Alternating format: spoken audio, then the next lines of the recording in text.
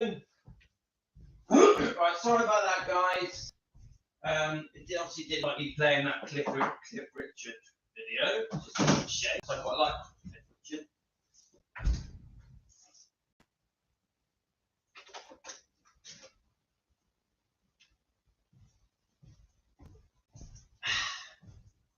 Right, I'm gonna have to give it a chance for you guys to come back on. Oh, good morning to you. So, I'm not awake yet. Hi, Linda. So did yeah, it didn't like me playing that Cliff Richard, did it? Which I thought was a bit odd. Let's just give everyone a chance to get on.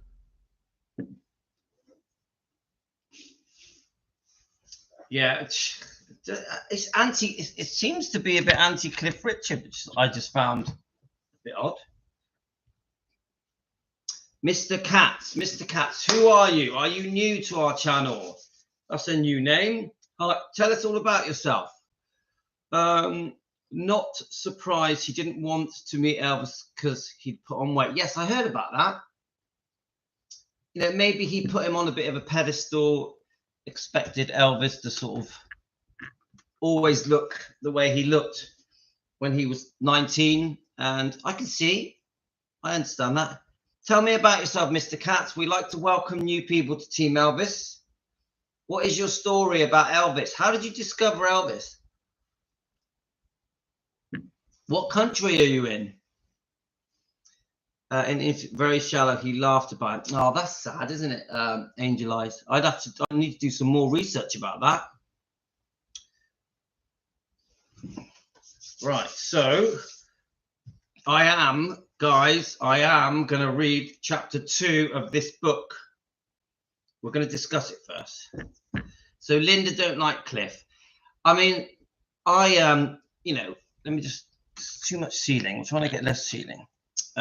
Well, I'd want to do some more research about Cliff. I'm not anti-Cliff. I think Cliff's a brilliant singer.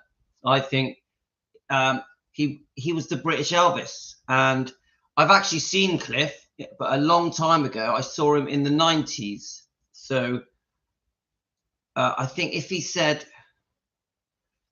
your mum is a massive fan, that's cool. I just think if Cliff said something silly like, oh, I saw Elvis, was it that he saw him overweight or didn't want to see it? I think you guys said that he didn't want to see him overweight. Well, I get that, because don't forget, Cliff is from the 50s. Yeah, he's typical rock and roller in the 50s. If we get his old songs up, which there's no point because I'll just get copyrighted, but let me just see if we can show you a picture of Cliff. Let's have a look. Cliff Richard. Let's get a picture of him up in the 1950s. 1950, let's say 57. There we are, look. So, yeah. Where are we? He's definitely an Elvis wannabe, isn't he? There we go. There we are. That's where he's trying to copy Elvis. We know Summer Holiday, the movie. There's also a story. Do you guys know the story where he tried to go to Elvis's house? Do you know that story? In Germany, where he was living in Germany. Morning, Elizabeth.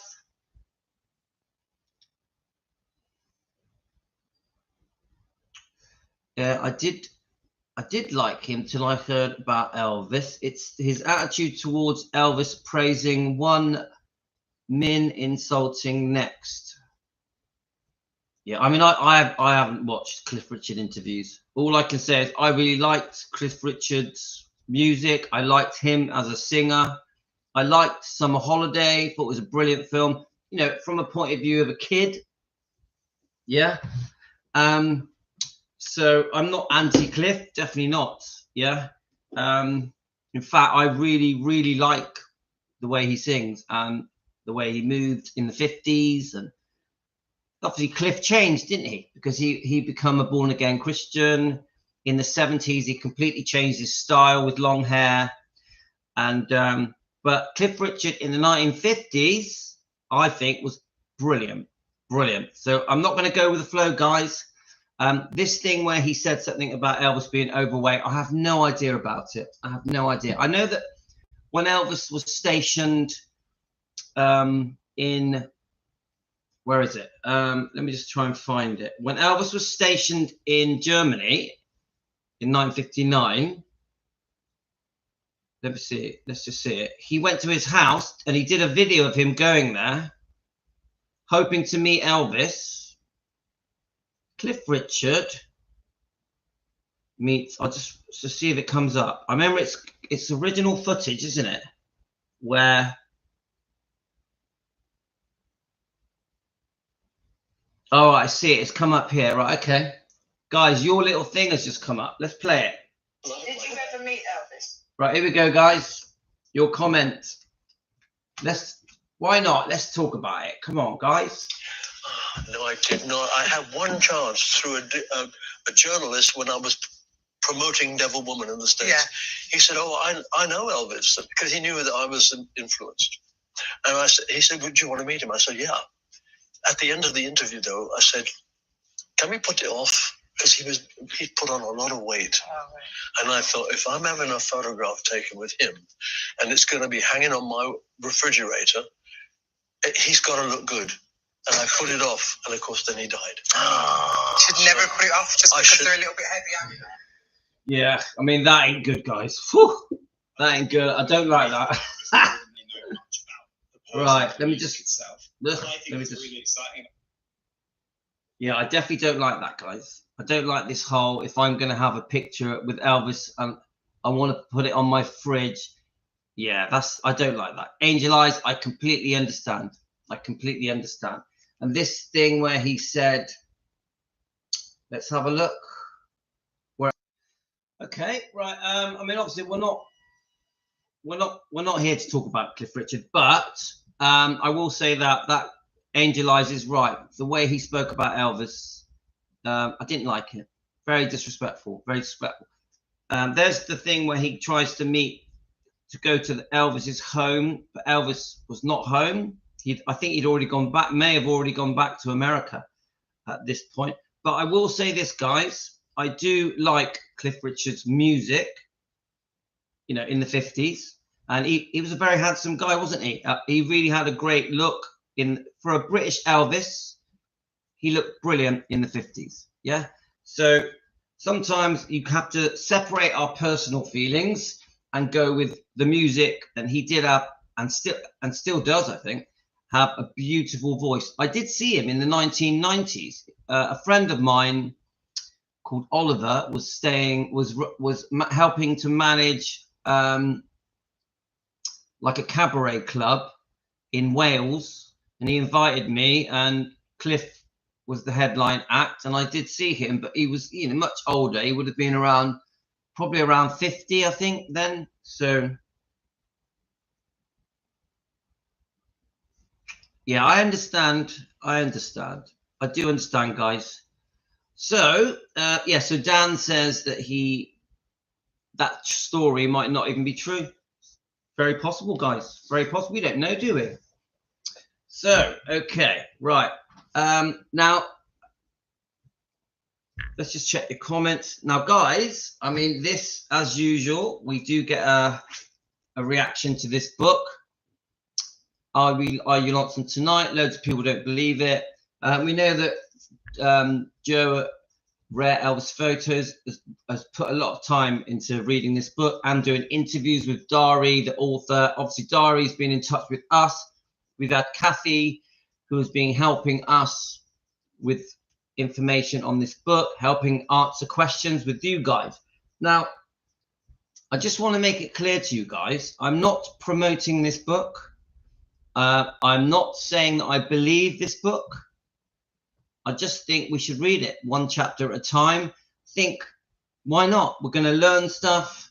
It's completely up to you guys if you feel that it's true or not. It's nothing to do with me. I am just going to read one chapter and leave it for you guys. to decide yes or no, or to decide if you just want to just sit on the fence and not have an opinion on it, or not believe it either way. But I still think we may as well read it.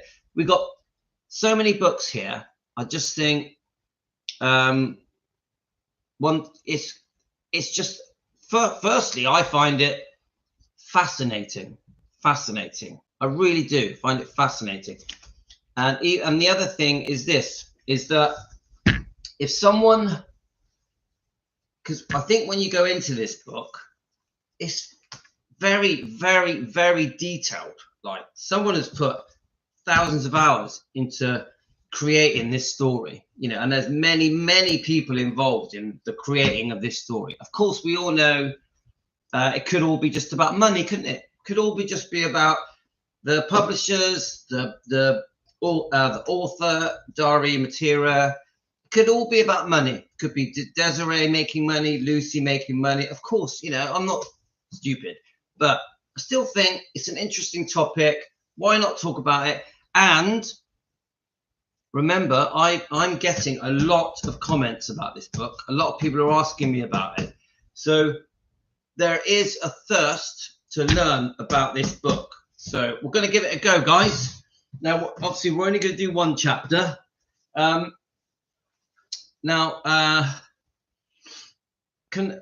just wanted to, yes, that's all right. So, how can I say? So, how is everyone this morning? I just want to say, guys, I've just got my coffee. Right.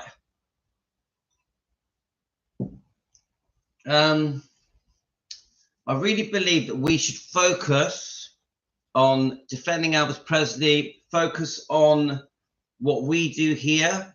Gio will understand me. Let's keep it on topic. We are defending Elvis Presley. We are Team Elvis. We're here to discuss Elvis, discuss anything related to Elvis. We are also going through many books.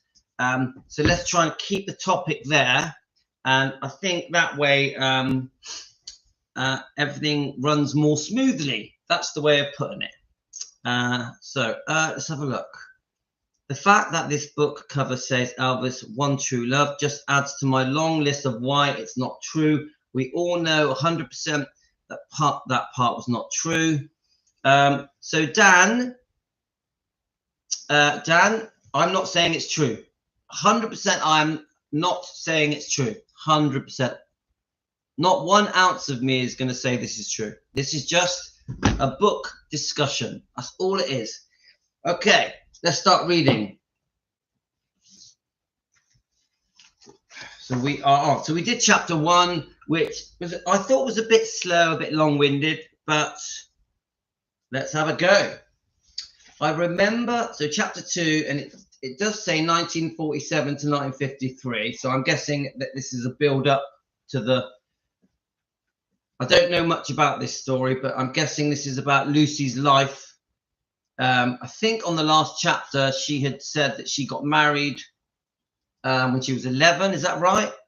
At some point, it is said that there was 11 children. 7 of them didn't survive. It's, you know, it's quite out there, isn't it? It's quite extreme. She married someone who was 45 that had a serious drink problem. It sounds to me like in this story, I will call it a story. In the story, there's a lot of abuse, yeah, for Lucy. Remember, I'm not talking about this like it happened. I'm talking about this as a story. Okay, guys? So I remember little of what happened over the next 5 years. I've spent my whole life trying to forget. Every time the man forced himself upon me. So I think she's talking about this 45-year-old drunk husband that she was forced to marry, yeah? Every time the man forced himself upon me, it was a nightmare beyond description. I never got used to it. I couldn't even resign myself to it. Every time I begged God that it would be the last. It made my skin crawl whenever the man came close. The only thing that saved me was his frequent absences. He traveled extensively on business and was away for months at a time. Someone told me that he had a wife and a family in another city and spent most of his time with them. I didn't care. I wished he would never come back. Shortly after the marriage, I was ordered to pack my things once again and was sent to live near my mother in Monroe, Louisiana. I was set up in yet another house, a Mediterranean lifestyle with a large screened porch, and was left in the charge of a stern Brunhilde type woman. Don't know what that means. Mrs. Fowler, whom the man had hired to care for me, spying on me is a better description of her duties. She was a tall, stout, unsmiling woman with thick arms, legs, rough hands, short black hair. Her mood was soured by the fact that the job as my overseer took her away from my husband and family. Took her away from my husband and family in Mississippi. She viewed me as the despised child that kept her from her own beloved children. Let's just check your comments, guys. Hiya, Ayisa, you okay?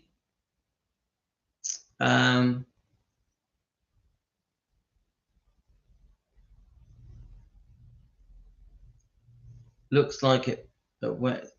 Hi, Elizabeth. Right, okay. I was allowed to continue my schooling at St. Matthew's, a local Catholic school. Miss Fowler drove me back and forth every day in a big black car the man provided. I felt out of place at the school. I spoke with a heavy French accent while my classmates were more typical Southerners. Monroe was settled by families that had been in America for many generations, and their ethnic origins had been blurred. It was so different from, I hope you got a coffee, guys. It was so different from the insulated French neighborhoods in Charmey and Boston. I could barely understand my classmates' slow, thick speech patterns, and they looked at me like I was someone from outer space. I didn't really matter because I couldn't have any friends anyway. The man had ordered me not to tell anyone about my situation. I wanted to fit in and live a normal life, but it was impossible. I had to miss a lot of school because of my health. The man continued to abuse my body. After one particular harrowing encounter, I began bleeding heavily. Miss Fowler took me to see a doctor, a kind man named Glenn Gillespie.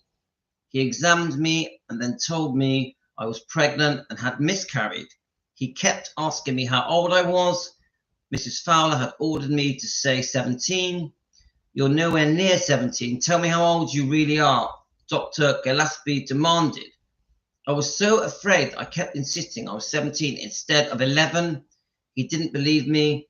Listen, I know you're very young. I don't know what's going on here or even if I can do anything about it.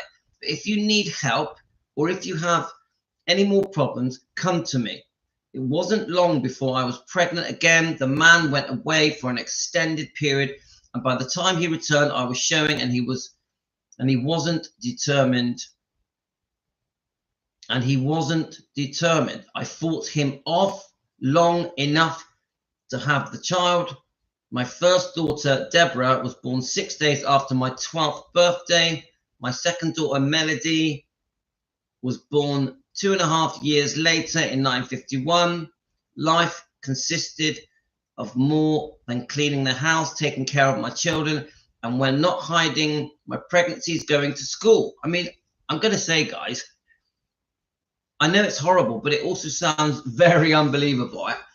I don't want to be critical straight away, but all of that is just, does anyone believe it? Does anyone believe it? It's like very, very extreme, isn't it, guys?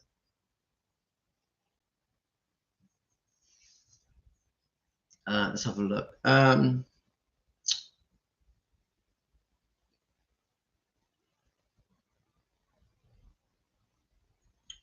Say what you want. It's up to you how you feel. No judgment from us. What a horrible, disturbing life. Yeah, it does sound horrible. But Elizabeth, we like what you have to say. There's nothing weird about what you say, Elizabeth. We enjoy your comments, so please don't worry. Right. Where are we? In the late summer of 1953, the local television station KNOE was auditioning for singers and dancers to be part of a music program. My circumstances had all but killed my dream of becoming a singer, but a few sparks of interest remained. I remembered what my mother told me before the marriage. The people who gave her the house wanted to help me pursue a musical career. It was a cruel lie invented by my grandmother, but I could use it as an excuse. I was more concerned with making money than singing. Money was the key to my escape. At the same time, my older sister, Mary, arrived in Monroe for a visit. She lived in Memphis, Tennessee. Mary was 19, beautiful, and had long blonde hair, like some of the women from my father's side of the family. She was the only sister that I was really close to. When I told her about the auditions, she built up my confidence and encouraged me to go. Yeah, I mean, I'm going to comment as I go, guys. I don't, I'm not feeling it with believing all this, because she's got this horrific life. And then within all that, we've got this section about going to an audition to be a singer. It's so extreme. It goes from one extreme to the other. But I do feel that I should comment as we read this. Yeah. I went to the brand new studio and waited with a small group of people for my turn. I sang "Spring Will Be a Little Late This Year" and was given the standard "Don't call us, we'll call you" line. I was crushed as I was leaving. A man named Pete McCausland asked me to audition for the Mr. Music Show, a hit parade type program. KNOE was starting. He needed a dancer. I was a singer, not a dancer. So again, she's saying she was a singer. Is there any truth to this, guys? Did Lucy sing? Is it true, guys? Right, I'm trying to be careful how I comment. Let's just keep going. I was a singer, not a dancer. I wasn't comfortable with the idea of dancing, but I wanted a job. I needed some kind of life outside of my home, and the atmosphere of the television studio was exciting. I told Mr. McCausland that I wasn't sure if I could do it, but he just smiled and told me to give it a try. We'll play the music, make up a dance on it, practice a while, and come in later, he said. And he dimmed the lights and then left me all alone in the empty studio. The darkness made me feel better. I could hide. The music came out of nowhere and startled me. It was a pretty song. The theme from the Italian movie Anna. The stage looked so inviting and magical. I found myself walking around and pretending to be a famous dancer, performing for a large audience. It was fun. Moving in my body in sync with the music was exhilarating. I floated around the stage like a swan. I really began getting into spontaneous free-form dance. I wanted the music to go on and on, to dance away all my problems. When the song ended up, the lights snapped back on. A booming voice filled the large room. Very good, excellent. I looked all around, but couldn't see where the words were coming from. Up here, above you, the voice, Mr. McCausland and two other men were applauding from what I later learned was the sound room. They had been watching my whole silly dance. I was so embarrassed I could have died. Mr. McCausland came down and said, "Okay, girl, you're hired. You start next week." Mrs. Fowler, my keeper, was now the only thing keeping me from taking the first step of changing my life. I resorted to the oldest form of persuasion in the world, bribery. I have no idea where this is going, guys, because I've never read this. Yeah. How much the man was paying her, but I figured if I shared some of my salary, she might keep quiet. I offered her $10 a week, almost half of the $25 a week that I was paid. To my surprise, she accepted. Let's just check your comments. Let's have a look. It does sound far-fetched, but let's keep going. Let's just see. Let's hear it out. I mean, you can tell if it was true by the age of her children. Let's have a look. Someone's messaging me. Okay. Thought it was for 10 o'clock, Debbie. Yes, so did I. I'm trying to be careful. Oh, right. Oh, Debbie, yeah, there was a mix-up. Yeah, there was a mix-up with the start time. So, right, where are we?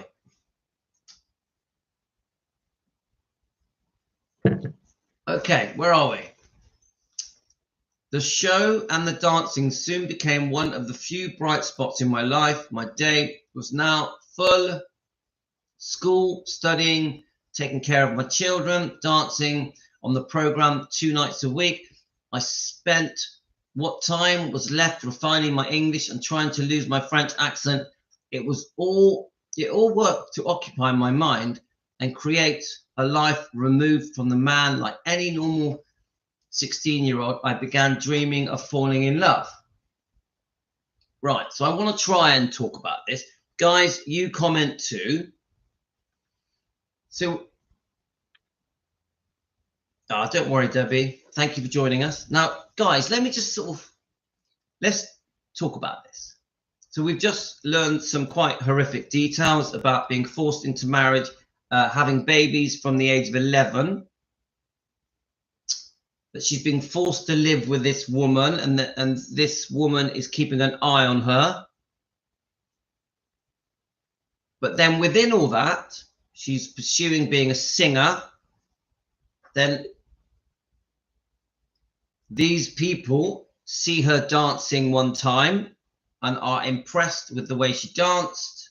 So then offer her a job for, I think, $25 a week. But she's also in full-time education. She's studying and she's taking care of her children. I'm not sure how many children she's got at this point. Taking care of her children. It says here, it all worked to occupy my mind and create a life removed from the man. Like, all right, so she's 16, like any more 16-year-old. I began dreaming of falling in love.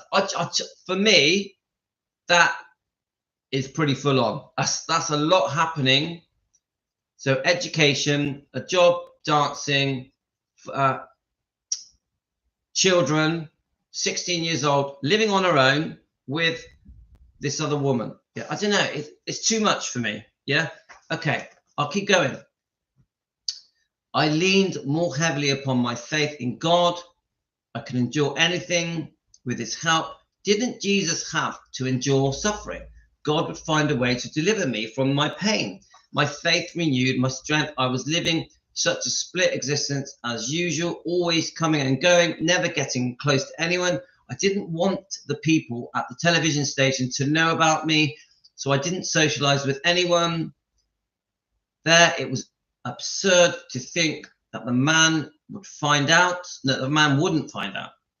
And I dreaded the day that he returned, which could be at any time. And when he did, he was so withdrawn into his own world that I got by with it. He stayed only 2 or 3 days anyway, and he arrived on the weekends when the live show wasn't on. I don't know, guys. I know I'm not supposed to swear, you guys. I know I started this video off by saying I don't want to swear you either way, but I'm finding it hard, guys, because some of this stuff for me is a bit unbelievable. But anyway, let's keep going.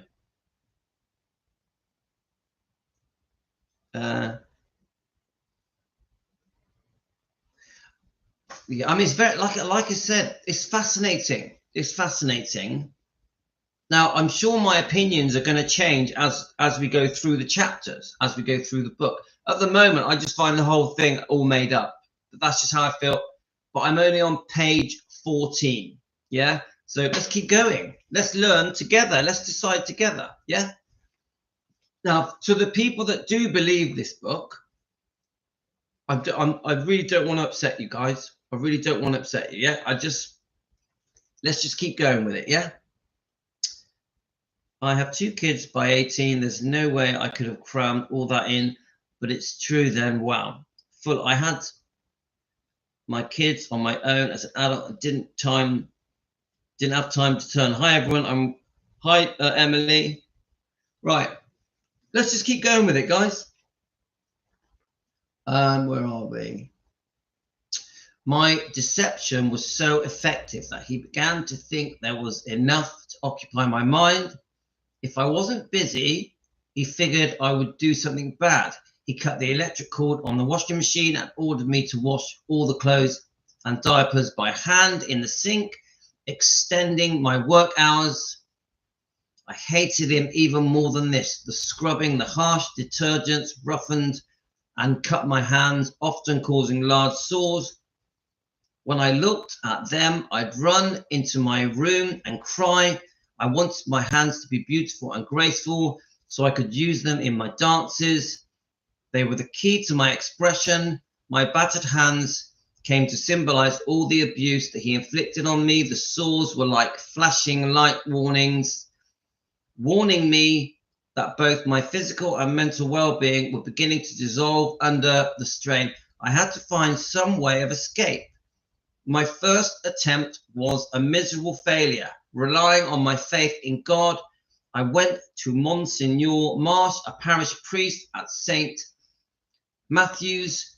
He met me in his formal attire, a long black robe with rows of covered buttons, red piping, and black sash around his waist. He had white hair and a flush complexion. He was the absolute picture of godly authority. And I begged him for help. Instead of offering it, the Monsignor coldly turned me away. You don't go to the store and buy a pair of shoes and wear them and then decide you don't want them anymore, he admonished. My Monsignor, I can't even say that word, Monsignor, I didn't want to be married. I was forced. I wasn't married in a church. That was your first mistake, he said. You shouldn't have been married outside the church, but that doesn't mean you can walk away from it. You are married and go home and be a good girl and stay married. I was devastated that if the church was against me, I could never get away. That had been my only hope. I missed the bus home, so I walked in the pouring rain for a long time and ended up at a Protestant church. I stood in the alcove and cried my eyes out. I would never depend upon or trust anyone again. That knocked me down for a while. It was back to washing clothes in the sink and dreading the moment that the man walked in through the door. My only inspiration during those bleak morning hours was listening to Paul Harvey on the little wooden radio and the kitchen table. He spoke of heroes, achievers, and underdogs who fought their way out of dark circumstances. His broadcast gave me the courage that I too could overcome my problems. The television work was only part-time. After taking out the taxes and the bribe to Mrs. Fowler, there was only about $10 left each week.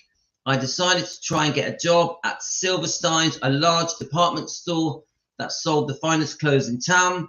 I put on my best outfit and sleeveless black linen sheath covered by a white double-breasted jacket and ascended by a white bag and white high heel shoes. The first heels I ever owned, white gloves covered the sores on my hands. I was trying to look older and sophisticated so I could fit in at the fancy store.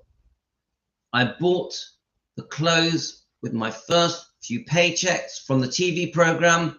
I wanted to save money for my escape, but somehow the clothes seemed to be a more attainable way of lifting my spirits. The bold outfits filled me with confidence. I marched into the store and inquired about a job. Fortunately, my interview was with a man, the store manager, Phil Fisherman. A woman probably would have seen right through me, but Mr. Fisherman, who looked like Tyrone Power, seemed taken by my appearance. He was skeptical about my age. I was 16 then, so I lied and told him I was 19. He arched an eyebrow, but gave me a job anyway. I was now in charge of arranging the display windows. Back at the television studio, the star of the program, Mr. Music himself, Maury Twomey, kept pestering me to do promotions for the show. Mr. Twomey was tall and handsome, with a thick brown hair and deep radio announcer's voice. His real love was photography, and he was always flashing candid pictures. I was his favorite target. Every time I turned around, there was Morris flashing his camera. He wanted to use me as a professional model. I wanted to do it, but was terrified that the man would see a picture. I was taking a big enough risk by appearing on television, but I knew it was unlikely that the man would ever watch this program. A modeling photo could show up anywhere. It was fun dancing on the show. They let me do my own choreography, enabling me to gear my dances to the songs. I floated in the shadows and draped in the flowing dress for one bluesy number. I did a fire dance in which the cameraman somehow superimposed me into the flames,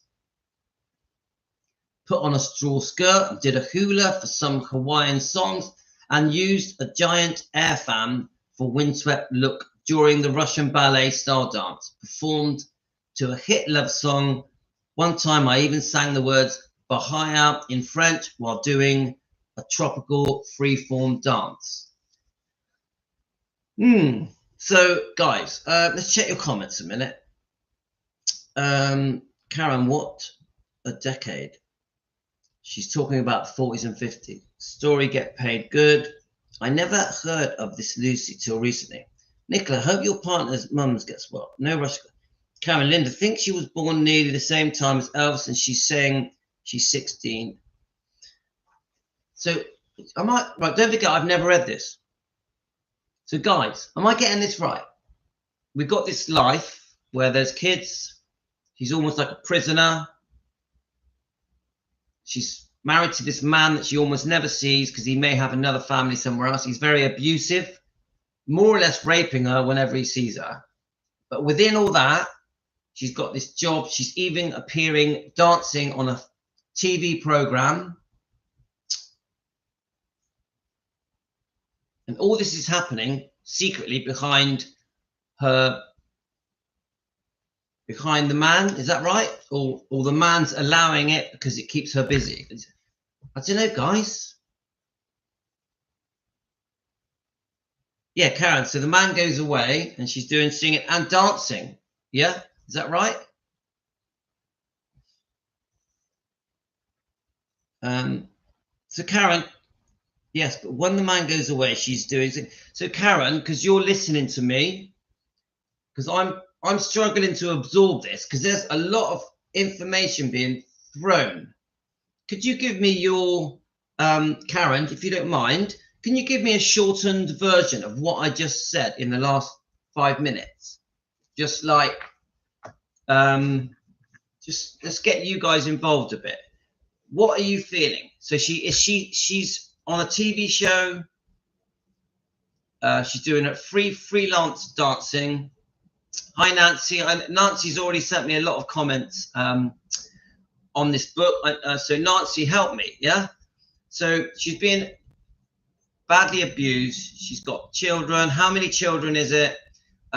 She's let me work it out. Somehow she's managed to wangle a job doing dancing. She's on a TV show. Is there any proof of her, any pictures or proof of her on this TV show? And just could you give me a shortened version of what I just read, Karen and Nancy? I'm just going to warm up my coffee. Right, I'll come back and read your comments. I just want to warm my coffee up. I know Nancy loves it when I warm my coffee up. Right.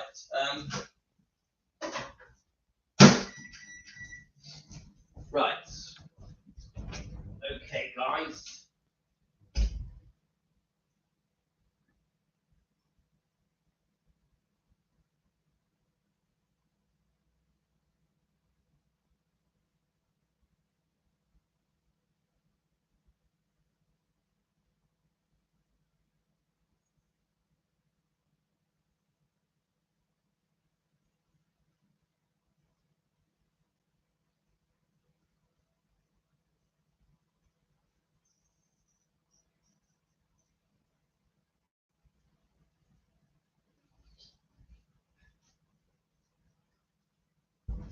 Okay, let's get my coffee.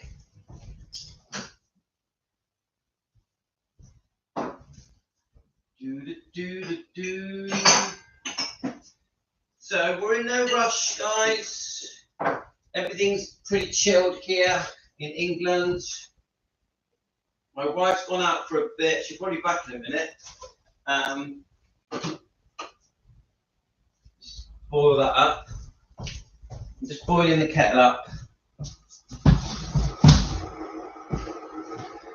Okay, so now please remember I'm at home in my kitchen. Yeah, I'm not a professional researcher. I'm just an Elvis fan at home, just reading some books with you guys. That's all I am. Let's not take it too seriously. Right, let's have a look. I'm going to read your comments. So please help me out, guys, on where you think we are with this story. Then I'll carry on reading, yeah?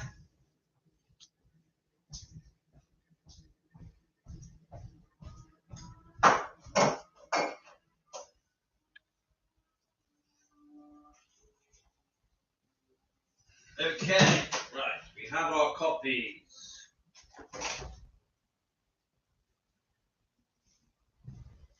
Right, I've got 2 little coffees there. Okay, right, remember it's early in the morning for me, so I need a coffee. Right, now I definitely don't want to argue, guys, so let's keep it all very polite, yeah? Linda, she had a stroke, not opened her eyes yet. Breathe. Oh, I can. Oh, hang on. Oh, Nicola, this sounds really, really sad. So I'm so sad for you, Nicola. I hope things work out.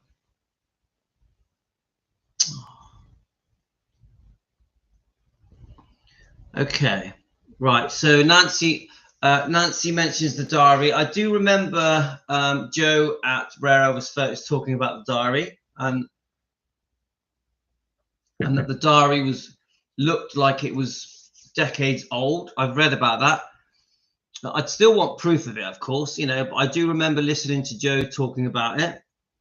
They did do this back then, Louis. They married up their kids. She got 2 kids right now. Yeah, I have no doubt that this went on in you know, all the way, you know, in the early 50s. Yeah.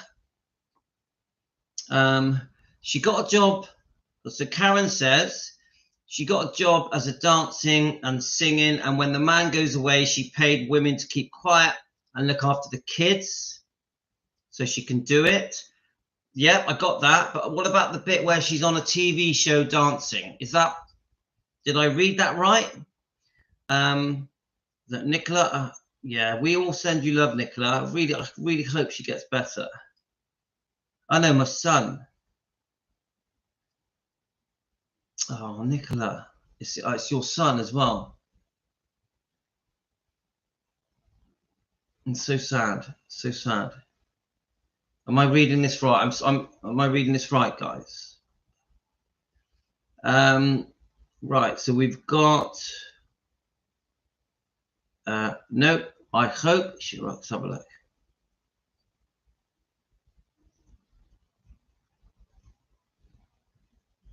So Nicola, Nancy, you're smart but laugh out loud. I don't know what that means. Come on, Nancy, give us a proper comment. How does she fit all that in and have children? Wishing the best for your partner. Yes. All right. So it's your partner. part. I'm sorry, Nicola. I went through this time last year with my dad, so another Christmas will be on hold. Dad is unwell. November, December pass. In January, it's like really. Oh, Nicola, I really hope things work out. I really hope. I think we're talking about your dad, aren't we? Yeah. So good. You know, really, we send you love. We all group hug with Nicola. I really wish the best for you, Nicola, and your father. Oh my God, Linda, you have been through hell. Right, here we go. Let's have a look. Sorry, guys, I'm not absorbing all this. Right, let's go back. Let's have a look. We'll go back. Okay. I'm just trying to take all these comments in. So,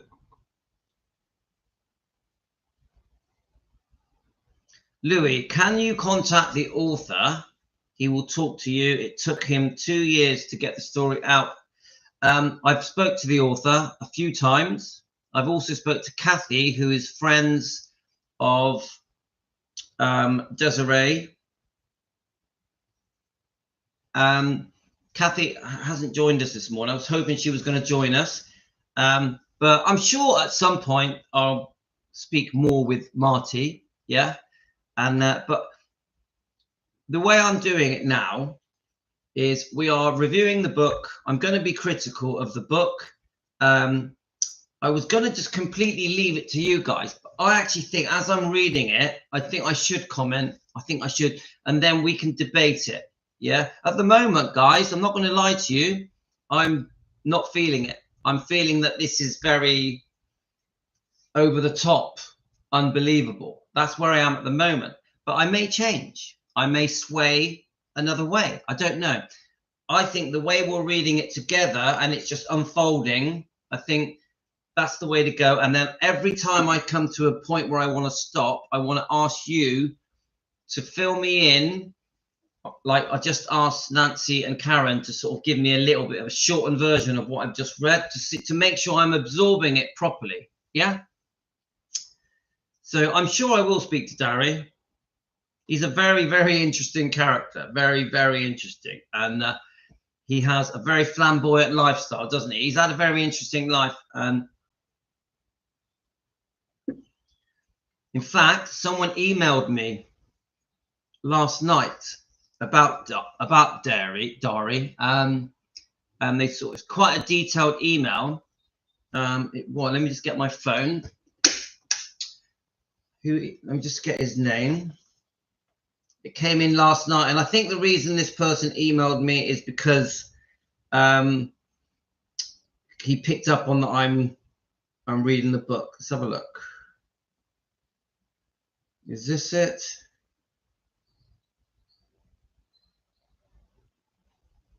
Where are we? I'm trying to see this email that came in last night.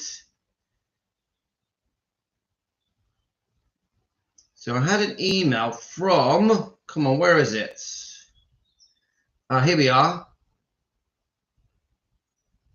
The email was from Kim. Kim, are you on, Kim? Can I ask you? And obviously I can tell that Kim obviously doesn't believe the book at all. I don't know if I want to read the email out because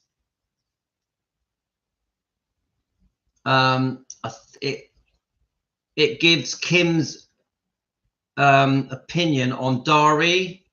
Now I don't want to say anything negative about Dari because I'm not here to do that.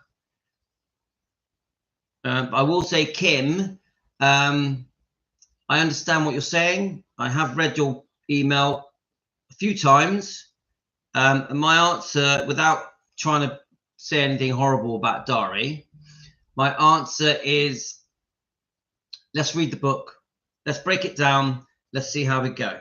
But now, if you guys want to, no, I'm not ready to read this out because it is quite, what's the word? It's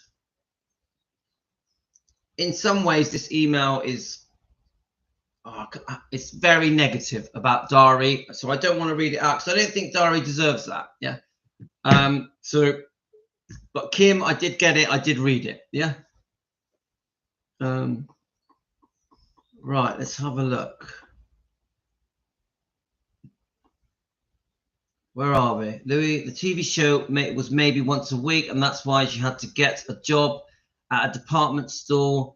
That she had to get another job. Now, Nancy. But what is the proof of the TV show? Is there any footage? Is there any proof of it? Any? Because this is what we need, isn't it? If we're going to say a story like this that has a very extreme story, yeah, that many people don't believe, yeah, I know a lot of people do believe it.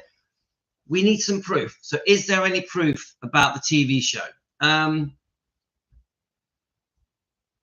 Right, okay, Nicola, it's your partner's mum who is unwell. Thank you. I'm really sorry. I'm getting all my facts mixed up. Well, I send you love, and Team Elvis will give you a group hug, Nicola. So I really hope things work out for you. Right, let's keep going. Linda, you're getting some love here. That's really cool. Well done, Team Elvis. Nancy Simmons, I had my doubts too. I'm being honest, Louis, but after you read the book, you're going to change your mind. Fair enough. We're going to slowly read it. I'm not rushing through this book. We're just going to read a chapter now and then. Nancy, you are right. The more you get into the reading of the book, it does make you fall into thinking it's true. Thanks, Karen. Fair enough. We're going to find out, aren't we, guys? They don't have no footage, but Joe contacted. It was a TV show yeah, but that's not. But Nancy, in fairness, that isn't proof. We need proof. Proof. Sometimes the truth is so fantastic that no one can believe it. Only Lucy knows. I do believe she knew Elvis romantically. Yeah, and I think it's a possibility, isn't it, Gio?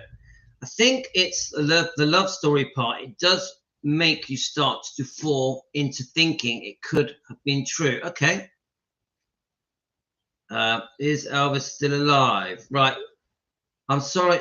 We're not going to do the is Elvis still alive conversation. Now, Sir Winston Lennon, I like your John Lennon picture. I think that's John Lennon. You're welcome to join in with us, join in with our chat. But we're not doing the whole is Elvis alive thing. I'm really sorry, mate.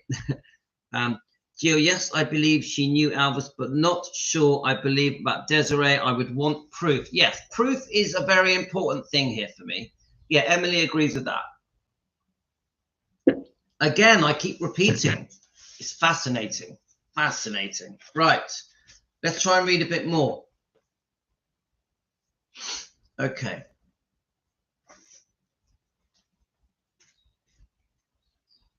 One day, while preparing to leave the studio, on a number of well-dressed, important-looking men appeared. One of the men, large, balding, robust man, about 55 or 60, introduced himself as James No, the station's president, founder, and owner. No was also an ex-governor of Louisiana.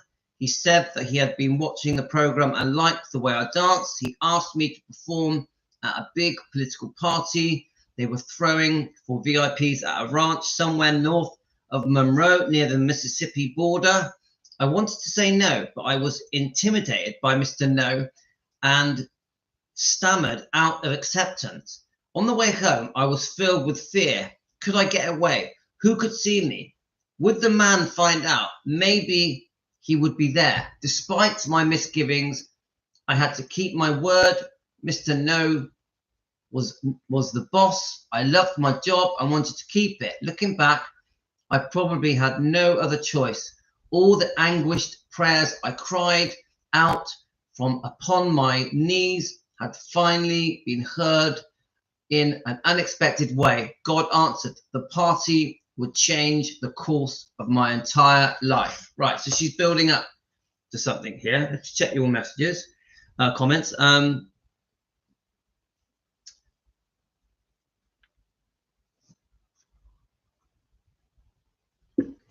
Yeah, it's the proof thing, Karen. It's the proof thing that is a problem for me. Yeah. And actually, no, not just that. It really seems like the whole thing seems very unbelievable. I really get a strong sense of unbelievable. So, like Karen said, the more we read it, hi Sandra, the more we read it, we'll see how our opinions sway.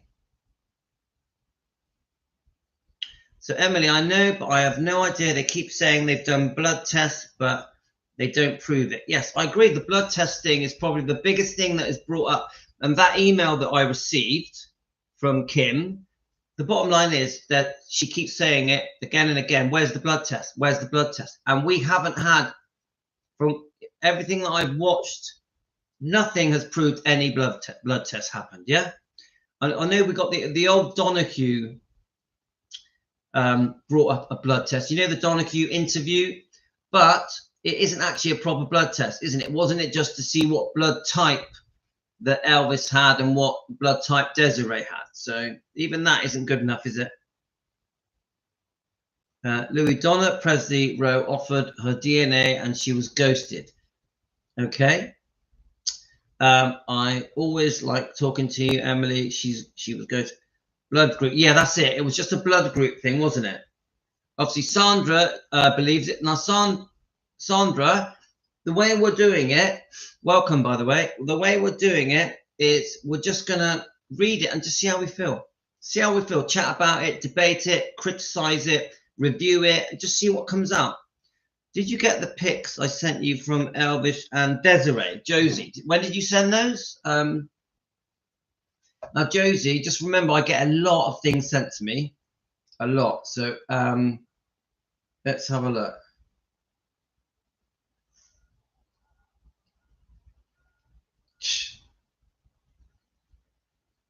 Right. Let's have a look. Josie. Oh, right. Okay. Yeah. Josie, do you mind if I show them? I'll quickly show them. Right, Josie. This is Josie's pictures.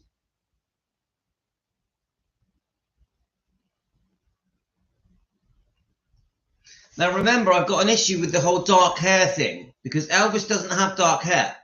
Elvis dyed his hair dark. So the dark hair doesn't do it for me, yeah? Don't forget, there's also a thing where she had plastic surgery as well. Yeah, we must remember that. But great pictures, Josie. Thank you. Where are we? So let's read a couple more comments. When you look at Elvis, when he's doing the interview, when he came out of the army, my God, she looks just like him.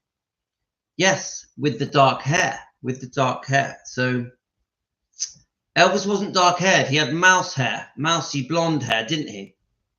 Let's have a look. They have similar cheek. I get it with the cheekbones. I see that. Linda, for comparison, a woman in Holland here had been telling her story for years that she was the illegitimate daughter of Prince of Netherlands and was ridiculed till DNA proved that she really was. Fair enough. There we are, Gio. But Lucy had dark hair. Exactly. Oh, I see what you mean. Right. She gets the dark hair from Lucy. Okay. Okay. Thanks, Nancy. I think she looks like Gladys. Thanks, Emily. You don't need plastic surgery to look like Elvis. She has cheekbones done, guys. That's Angel Eyes. Hi, Finola. My girls have high cheekbones. Sorry, that doesn't prove it. That's okay, Linda. A lot of people have the same cheekbones and look alike, Josie. My parents have black hair and I was a blonde as a kid and a teenager. Yeah, my mate, really, my point is the hair color isn't going to do it for me. That isn't going to, even cheekbones not going to do it for me. We need more than that. She had to have plastic surgery. She almost died. She was in the car crash. Yes, I watched that episode on Rare Elvis Photos.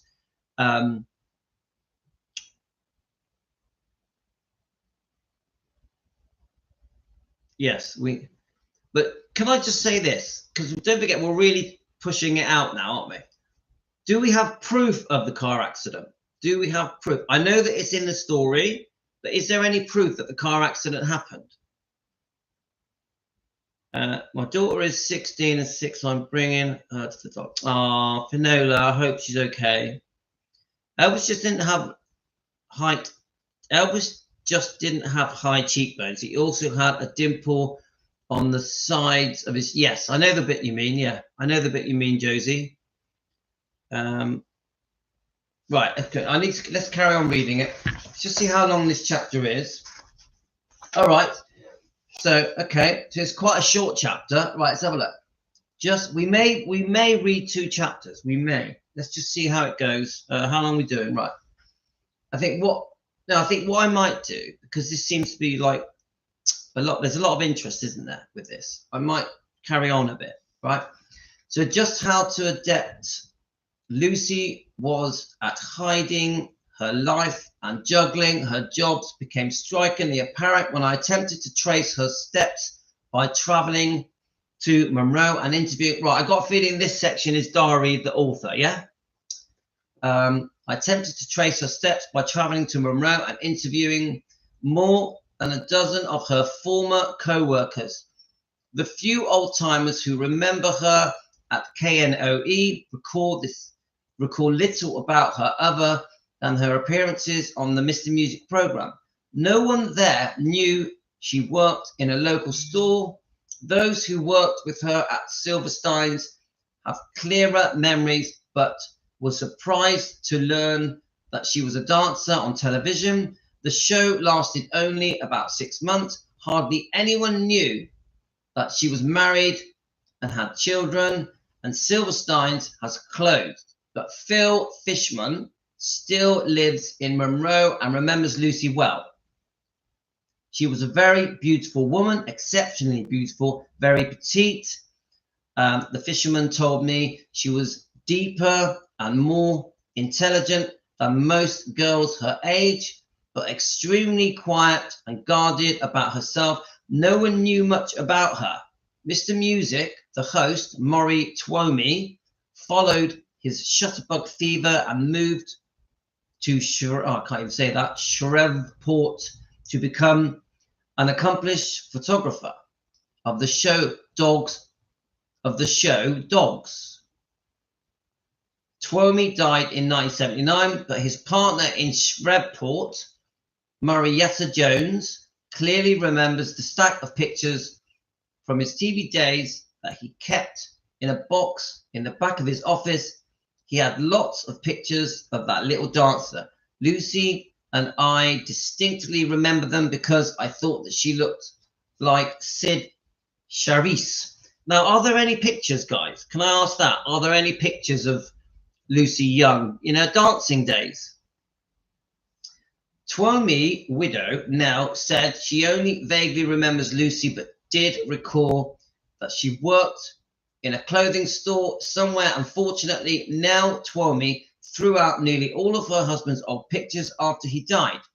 Gene Milligan, the art director of KNOE at the time, said that he and George Lane were probably the other men up in the booth during Lucy's tryout.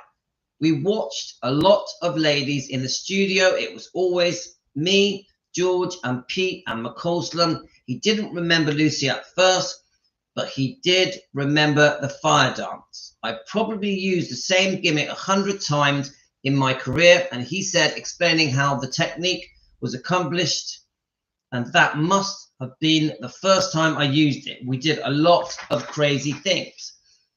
I couldn't jog Milligan's memory about Lisa until I mentioned Twomey active camera. Oh, how, yeah, Lucy, where of course he was always taking pictures of that little girl. He must have taken 1,000. She was a real beauty. I mean, a knockout. She was always with Maury. They were just friends, though, I remember that little girl. Okay, so that's chapter 2 done, yeah? Now, I think I'm going to come back and we're going to do another chapter. But let's have a little chat a minute. I'm going to come back. What's the time? It's 10 o'clock. So I think what I'm going to do, I'm going to come back in an hour and we're going to do chapter 3. Are we all up for that? We'll still have a little chat. I'm going to check your messages first. But are we up for coming back in an hour and we'll do chapter 3? Because I've just got to quickly do a couple of things. Are we up for that? But let's just check your comments. So, because I just think we need, you know, we got to treat this like, almost like, it's like we're being detectives, aren't we? It's like a conspiracy thing we're trying to work out. I think let's try and, rather than me say it's true, not true, I do believe it, don't believe it. Let's, between us, Team Elvis, with Nancy, yeah, with, I know that there's a few of you that believe it, like Josie. Let's go through it together. Hopefully, Kathy, I'd love it if Kathy joined us because she represents Desiree, and even Marty. I'd love him to join in with this. Yeah. So anyway, yeah, you got it, guys. But it's not me, the detective. It's you and me, and we're doing it together. Yeah.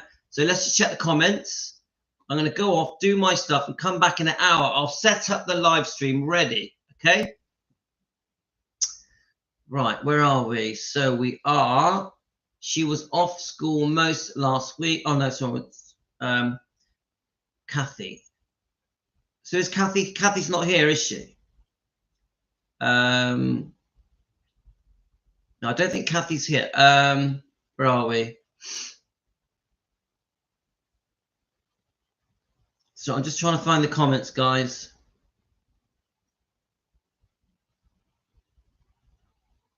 Right, thank you for responding to Kathy, because I really believe Desiree in his daughter, and I understand why she never told him. Yeah, I've been speaking a lot to Kathy. Me and Kathy have had some very long conversations. And she put me in touch with Dari, and Dari has been messaging me. He has. So I find him quite interesting. I find Dari very fascinating, to be honest. I'll tell you what got to me, Lou, about Lucy. She knew things. She knew things about Elvis that we're only hearing about now. Okay, fine, Nancy. I'm open-minded to that, and we're going to get to that slowly, aren't we? Yeah.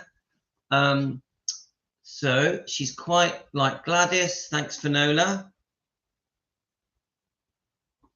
Guys, I'm not saying if it's true or not. I'm not going to do that. I'm going to respect the people that believe it, and I'm going to respect the people that don't believe it. Okay.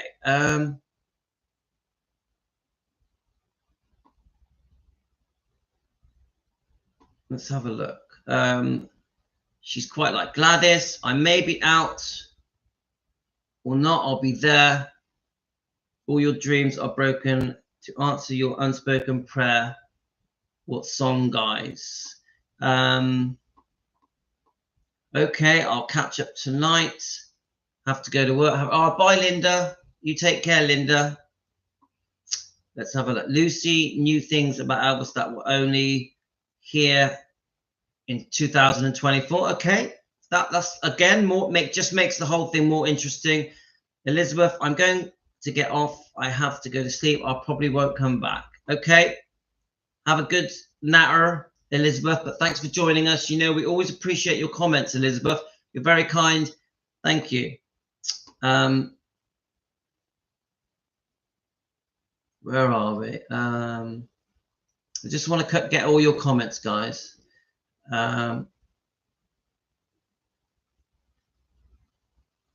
Okay, Elizabeth, what country are you? I'm in the UK. Oh no, you're talking to Elizabeth. Yeah, Elizabeth. I'm sure Elizabeth. Right, okay.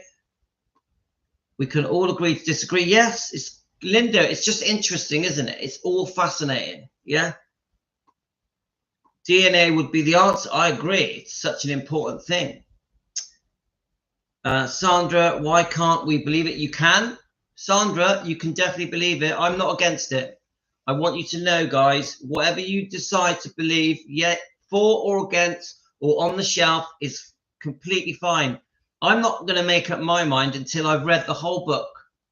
at the end of the book, I will tell you if I believe it or not. I think that's as fair as I can be.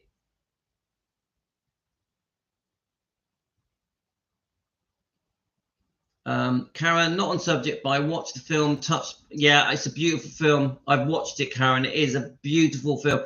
Guys, it's on YouTube.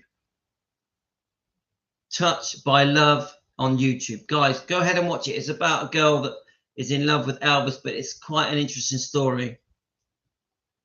Hi, Darlene. Thank you. I'm in Melbourne, Australia. So, yeah. The problem is that they can't do DNA. Graysons won't give anything up, and even if they had a piece of his hair, it would be too old. Now, I've listened to the Joe at Rare Elvis Photos, and I've heard this thing about Gracelands not giving up in the stuff that is needed to do the test. But where's the proof? Where is the proof that Gracelands have said no, we will not allow it? Because I know that's something that is being said by Joe, by Desiree, by other people. But where's the proof? Where's the proof that Gracelands won't give anything up? We want to know proof. I think it's possible after Lamar Fight's comment about woman. Let's have a look. You're going to watch Yellowstone, Josie. Donna Presley Rowe is a Presley and has offered her DNA. Okay, I don't know about this, but yeah, okay, Emily. Yeah, he's a very, Darlene, Cliff Richard is very much a British, he was the British Elvis of the 1950s. If you go on YouTube, you'll find him. He was really good. He was really good. Priscilla and Elvis Presley Enterprises won't even accept the poem Elvis wrote her. And I know about the poem. Again, I know about that. There was the guy who did Hitler's letters, that it was authenticated by different people. But I still want proof. If it was authenticated by these people, I want the proof that proves that it was authenticated, not just that it's in the book, or that Joe said it, or that Desiree said it. We want proof, proof, proof, proof. Right.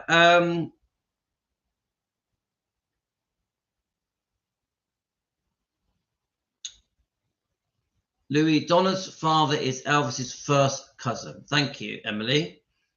A lot of rumors can swirl around. Yep.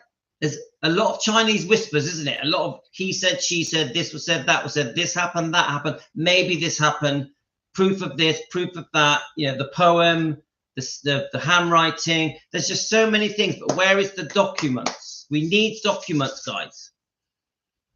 I thought we were ending. Nicola, what did Lamar say? Oh, sorry, Linda, don't worry. We are ending, but I just wanted to read the comments, Linda. I used to love, I love David Essex. Oh my God. Finola, I am a massive David Essex fan, massive. And I like his movies. You know, there's 2 movies. One of them was Ringo Starr was in it. Yeah. There's 2, oh yeah. Silver Dream Machine. Silver Dream Machine, yeah. The one I prefer is the rock and roll one where he's a rock and roll singer. Is it called That'll Be the Day? Is it called That'll Be the Day? Finola, is it called That'll Be the Day? I really, really like David Essex. Massive David Essex fan. Well, look him up, Darlene. Get on the old YouTube, mate. Start typing away. There's about 1,000, more than 1,000. There's about 10,000 video clips of Cliff Richard. Yeah, we like Shakin' Stevens. Come on. We're all Shakin' Stevens fans. So she did, Nicola. Sandra, she's Desiree, has been offered to her, but she refused. She can't go by what her mother said. If it was me, I would want to know. All right, Angel Eyes, yeah, he's great. I love Shaky. I love him. Brilliant. Yeah, come on. Green Door. I'm definitely a Shaky fan. He's the reason I started wearing denim jackets. I loved my denim jackets, and it was because of Shakin' Stevens. Yeah. Have I watched Neil Diamond's film? Do you mean Love on the Rocks? That one.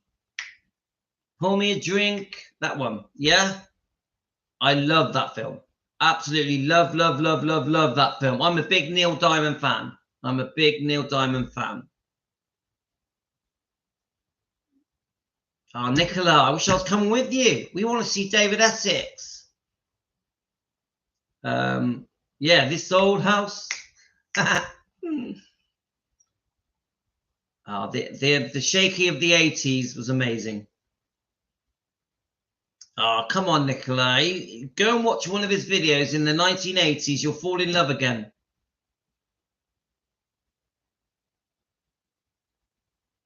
Yeah, a beautiful song, Angel, of Shaky.